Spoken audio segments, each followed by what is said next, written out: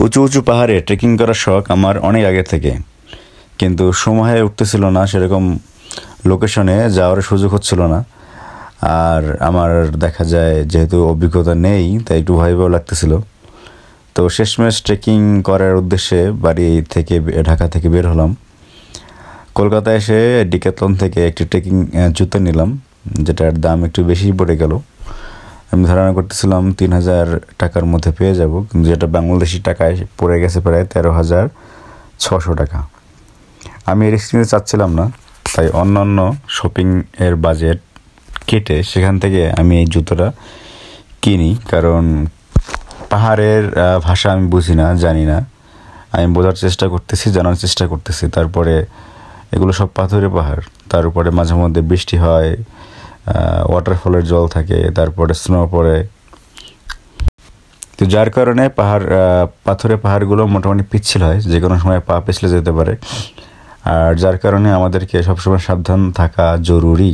আমাকে অনেকেই সেরকম সাজেশন দিল যে বারবার তো জুতো কেনা হয় না, এ ধরনের জুতো, আর এ ধরনের জুতো সবসময় পরাও যায় না, এগুলো একটু ভারী হয়, বেশ হার্ড হয়। এই তো আমি এমন একটা জুতো নিলাম যেটা যে কোনো রকম ট্রেকিং করা যাবে, মোটামুটি যে কোনো রকম হেভি ট্রেকিং করা যাবে, বা আইস বা স্নো এর মধ্যেও হাঁটা যাবে। এবং যেটা রাবারের গ্রিপ, সোলটা রাবারের হওয়ার কারণে এটা গ্রিপিংটা ভালো হবে। সাধারণত লো বাজেটের জুতোগুলোর নিচের পার্ট যেটা সোল বলে, সেটা প্লাস্টিকের হয়, বা ভালো প্লাস্টিকের হলেও ওটা দেখা যায় গ্রিপিংটা ভালো হয় না, স্লিপ কাটে বরফে এবং জল জল লেগে থাকা পাথরে। আর এ ধরনের পাহাড়গুলো একেবারে খাড়া হয়, তো খাড়া উপরে উঠতে হয়, খাড়ার নিচে নামতে হয়, যার কারণে গ্রিপিং ভালো না হলে যে কোনো সময় পিছলে যেতে পারে আপনার পা। আর একবার পা পিছলে গেলে আপনি মারাও যেতে পারেন, বেঁচে থাকলেও হাত পা ভেঙে অবস্থা খারাপ হয়ে যেতে পারে। আর এমন এমন দুর্গম জায়গা, ওখানে কোনো অ্যাক্সিডেন্ট ঘটলে সহজে কোনো মানুষকেও পাওয়া যাবে না উদ্ধার করতে। তো সেই ক্ষেত্রে ভালো একটি ট্রেকিং জুতা কিনে নেয় বেটার। ডিক্যাথলন ভালো। কলকাতা সহ ভারতের বিভিন্ন জায়গাতে প্রচুর শোরুম আছে ডিক্যাথলনের। আমি দেখে অবাক হলাম, এই ডিক্যাথলনের জুতা, এটা বাংলাদেশে অনেক জুতা বাংলাদেশেই ওরা বানায়, বাংলাদেশ থেকেই অর্ডার দিয়ে বানায়, অথচ বাংলাদেশে ডিক্যাথলনের ভালো কোনো শোরুম নেই।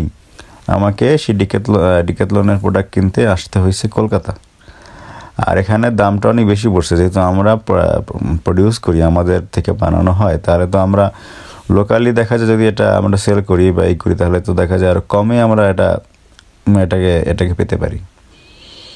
তো এটাই হয় যে বাংলাদেশিরা পোশাক উৎপাদন করে, রপ্তানি করে, বাংলাদেশ থেকে দেখা যায় ডিক্যাথলনের জুতা উৎপাদন হয়, কিন্তু আমরা কিনতে গেলে সেই দেখা যায় ইন্টারন্যাশনাল প্রাইসে কিনতে হয়। আমরা তো চাইলেই বেশি টাকা আমাদের জন্য লোকাল মার্কেট একটু কমে রাখতে পারি, আর মানুষকে এরকম ট্রেকিংয়ে উদ্বুদ্ধ করতে পারি। এগুলো অবশ্যই নতুন নতুন এক্সপেরিয়েন্স দেয়, কারণ ট্রেকিংগুলো এমন এমন মাউন্টেনে করা হয় যে মাউন্টেনগুলো সাধারণত জনমানসহীন, নির্জীব, তারপরে সবুজে ঘেরা, প্রকৃতিকে খুব কাছ থেকে দেখার সুন্দর একটি জায়গা হচ্ছে গিয়া, সুন্দর একটি ধরন হচ্ছে ট্রেকিং করা। তো পাহাড়ের গা বেয়ে উঠতে, গা বেয়ে নামতে কষ্ট হয়, যে উঠতে তো প্রচুর কষ্ট হয়। অভিকর্ষ ত্বরণের বিরুদ্ধে উপরে ওঠা মানে অভিকর্ষ ত্বরণের বিরুদ্ধে কাজ করা, যেটা করলে পরে বডি টায়ার্ড হয়ে যায়, হাত পা অসাড় হয়ে যায়। তো সেই ক্ষেত্রে ট্রেকিংটা দেখা যায় খুব কষ্টকর যাদের অভ্যাস নেই এবং যারা সাধারণত রেগুলার এক্সারসাইজ করেন না। তো আমি দেখা যায় খেলাধুলা ছোটোবেলা থেকে করে আসছি, এক্সারসাইজ মোটামুটি সবসময় করা হয়, জগিং টগিং, কিন্তু ট্রেকিং কখনো করা হয়নি। তো ট্রেকিংয়ে নামতে তো খুব একটা কষ্ট হয় না ট্রেকিং করার সময়, কিন্তু যখন আপনি উপরে উঠতে যাবেন তখন বুঝবেন কতটা কষ্ট। একটু পর পরে শ্বাস ঘন হয়ে আসবে, অবশ্যই হাতে জল রাখবেন। আর ভালো হয় জলের বোতল হাতে না রেখে জলের বোতলটা গলায় ঝুলিয়ে রাখা যায় এমন ব্যবস্থা করা, কারণ দু হাতেই আপনাকে ব্যবহার করতে হবে ট্রেকিং করার সময়। এবং ট্রেকিংয়ের সময় হাতে একটি লাঠি অবশ্যই রাখা উচিত, স্টিক, যেটা ট্রেকিং স্টিক। তো আমরা ট্রেকিং স্টিক তো নেইনি, কিন্তু এই পাহাড় থেকেই আমরা লাঠি নিয়ে নিয়েছিলাম, যেটা আমাদের অনেক হেল্প করছে। তো ট্রেকিং করার সময় দেখা যায় সব সময় কেয়ারফুল থাকতে হবে যে একটু যেন পা পিছলে না যায়।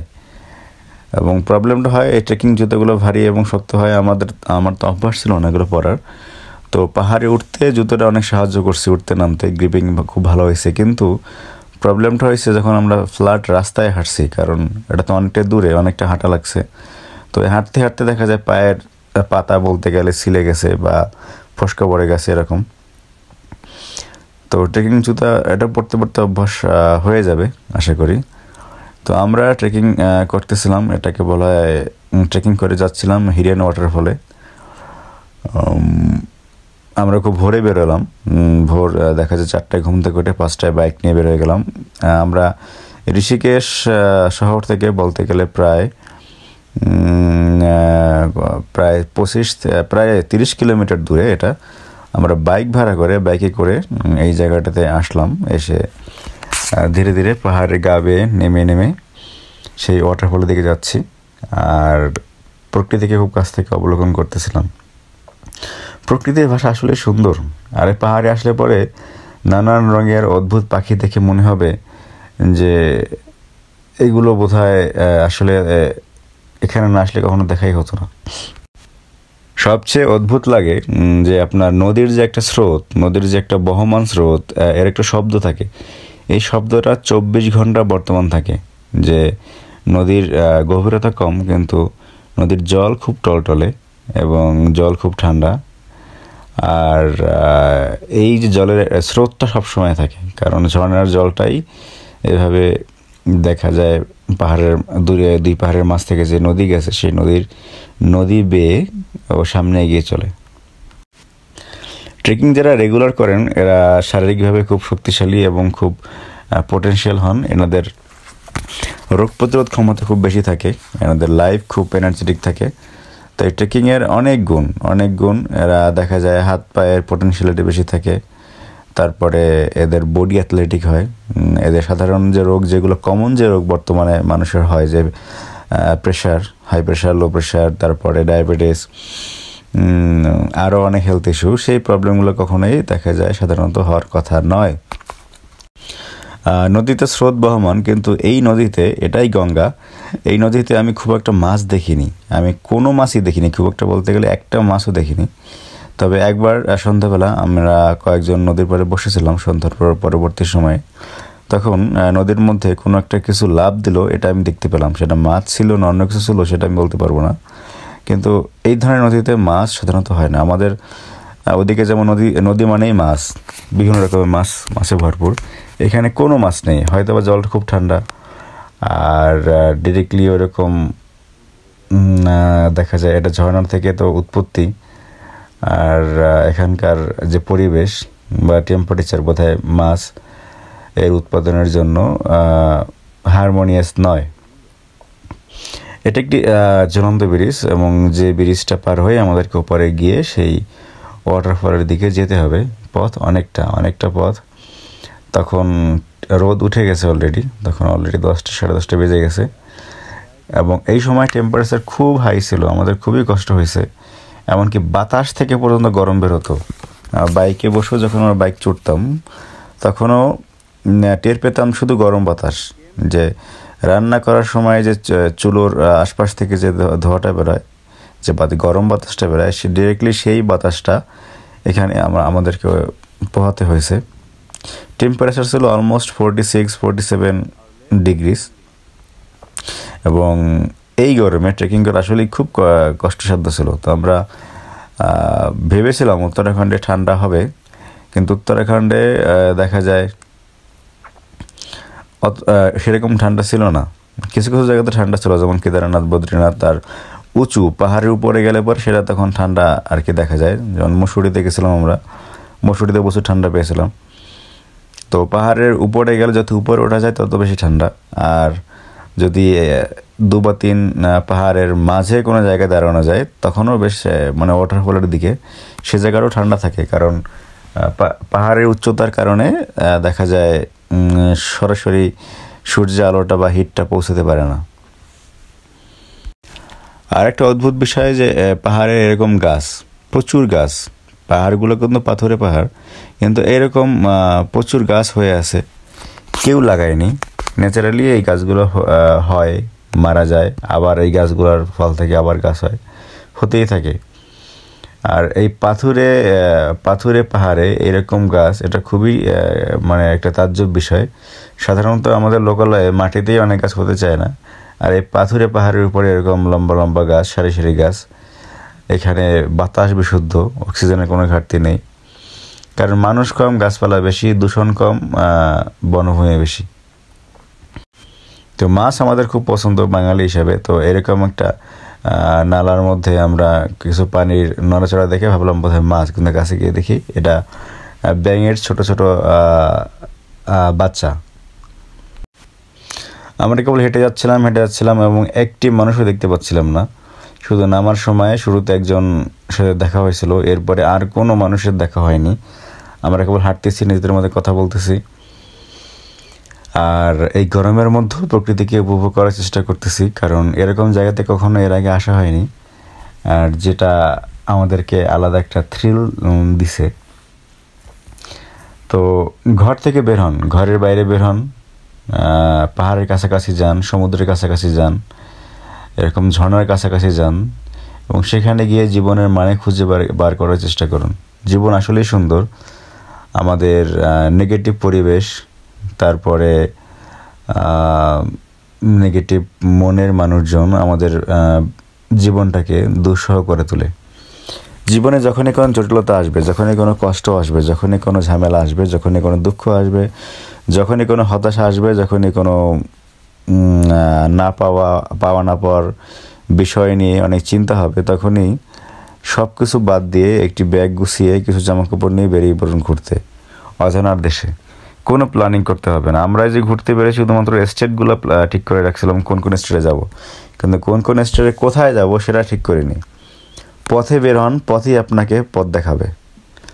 সেরকমই দেখা যায় আমরা ট্রেনে করে উত্তরাখণ্ডের কোনো একটা জায়গাতে নামলাম, যেখানে টিকিট কাটছি সে জায়গায় না নেমে আরও আগে নেমে গেলাম। সেখানে এসে পরে লোকালদের সাথে কথা বলে বলে, আমাদের যারা কাউসার্ফিং থেকে যারা হোস্ট ছিল তাদের সাথে কথা বলে বলে আমরা একটা রুট ঠিক করে নিয়েছি, এবং সেই রুট অনুযায়ী আমরা ভ্রমণ করতেছি। আর ঘোরাঘুরি করতে টাকা লাগে না, ঘোরাঘুরি করতে শুধু ইচ্ছা লাগে। সামান্য বাজেটেই আপনি দেখা যায় বাজেট ট্রাভেল করতে পারবেন। আমরা এখানে হাঁটতে একজনের সাথে দেখা হলো, যিনি একটি খচ্চরের পিঠে কিছু নিয়ে যাচ্ছেন। সাথে কথা বলে জানা গেল এটা হচ্ছে গিয়া পিছনে একটি রিসোর্ট আছে, সেই রিসোর্টে কিছু গেস্ট ছিল, সেই গেস্ট এখন চলে যাচ্ছে। তো গেস্টদের মালামাল এইভাবে খচ্চরের পিঠে করে উনি পাহাড়ে গা বেয়ে এই দেখা যায় মেইন রোডে উঠিয়ে দিতে যাচ্ছেন। যে পাহাড়ে মানুষের উঠতে কষ্ট হয়, সেই পাহাড়ে এই খচ্চর এইরকম বোঝা নিয়ে উঠে যায়। এটা খুবই তাজ্জব ব্যাপার।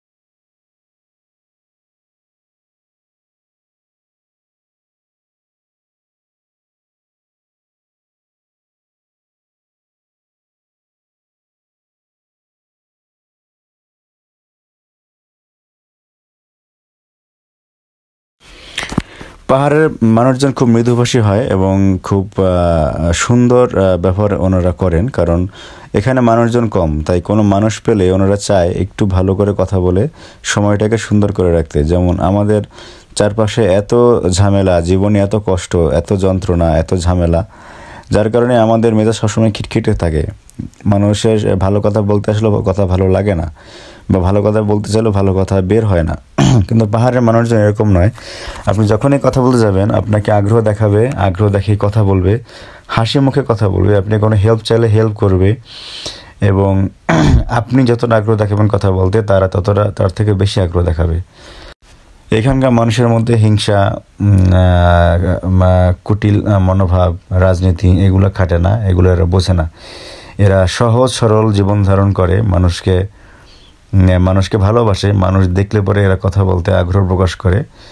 এবং সাধারণত আমরা নির্জীব কোনো জায়গায় গেলে মাথায় ঢুকিয়ে বা ভয় ঢুকে যে ওখানে গেলে কিছু হবে কিনা, যে আমরা ছিনতাই হব কিনা, বা আমাদেরকে দেখা যায় কিডন্যাপ করবে কিনা।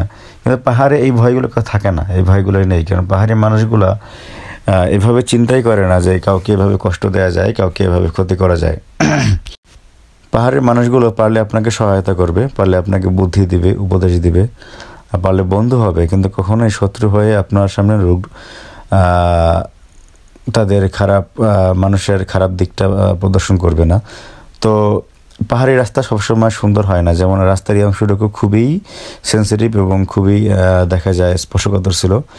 একটু এদিক ওদিক হলেই একেবারে নদীতে, আর নদীতে গেলে পরে সাক্ষাৎ মৃত্যু, কারণ এত উপর থেকে পড়লে পরে আর বেঁচে থাকার কথা নয়। তো যখন ট্রেকিং করবেন অবশ্যই সাবধান থাকবেন, সাবধানের কোনো বিকল্প নেই, সাবধান হওয়ার কোনো বিকল্প নেই। এটা হচ্ছে ওয়াটারফলের ভিতরের দিক থেকে তোলা। ওয়াটারফলটা অনেক নিচে, উপরে যে ব্রিজটি দেখতেছেন সেই ব্রিজ ধরে একসময় পাণ্ডবরা এই ঋষিকেশ হয়ে হেঁটে হেঁটে সেই কেদারনাথ, বদ্রীনাথ সেরকম তীর্থস্থানগুলোতে যেত, এবং এটা সত্য, এটা প্রমাণ পাওয়া গেছে। এবং ওনারা এই পথে পায়ে হেঁটে হাজার হাজার মাইল পাড়ি দিতেন, যেটা এখন একেবারেই অসম্ভব।